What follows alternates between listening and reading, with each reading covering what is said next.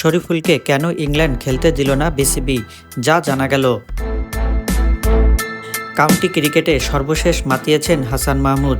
একই দলে খেলার সুযোগ পেয়েও হাতছাড়া হয়ে গেছে শরীফুল ইসলামের। বাংলাদেশ ক্রিকেট বোর্ড বিসিবি ছাড়পত্র এনওসি না দেওয়ায় ইংলিশ কাউন্টি খেলা হচ্ছে না এই পেসারের।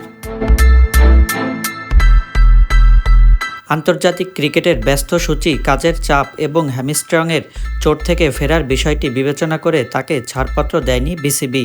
ক্রিকেট অপারেশনসের ইনচার্জ শাহরিয়ার নাফিস ক্রিকবাজকে বলেন, শরীফুলকে তার কাজের চাপ এবং সামনে থাকা আন্তর্জাতিক সূচি বিবেচনা করেও এনওসি দেওয়া হয়নি। কারণ আগামী 3 মাসে আমাদের 5টি টেস্ট, 7টি টি-20 এবং 6টি ওয়ানডে রয়েছে।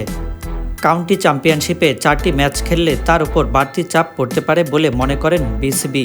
শরীফুল এমন একজন খেলোয়াড় যে সব সংস্করণেই খেলে। এর সঙ্গে সে মাত্রই হ্যামস্ট্রিংয়ের চোট থেকে ফিরেছে। তাই তাকে 4টি কাউন্টি ম্যাচ খেলার জন্য এনওসি দিলে তার শরীরে যে বাড়তি চাপ পড়বে তাতে আমরা উদ্বিগ্ন। এতে আন্তর্জাতিক ম্যাচগুলোর জন্য সে পুরোপুরি ফিট নাও থাকতে পারে। শরীফুলকে কাউন্টিতে না পাঠানোর সিদ্ধান্তর পিছনে টিম ম্যানেজমেন্ট ও মেডিকেল বিভাগের মতামত রয়েছে।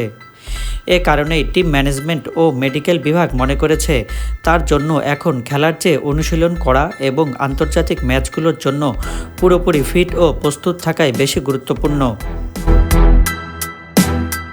শরীফুলকে এনওসি না দিলেও কেন্টের হয়ে কাউন্টি চ্যাম্পিয়নশিপে খেলার অনুমতি পেয়েছেন বাংলাদেশের আরেক পেসার খালেদ আহমেদ। খালেদকে কেন্টের জন্য এনওসি দেওয়া হয়েছে কারণ সে পুরোপুরি ফিট এবং সাম্প্রতিক সময়ে খুব বেশি ম্যাচ খেলেনি।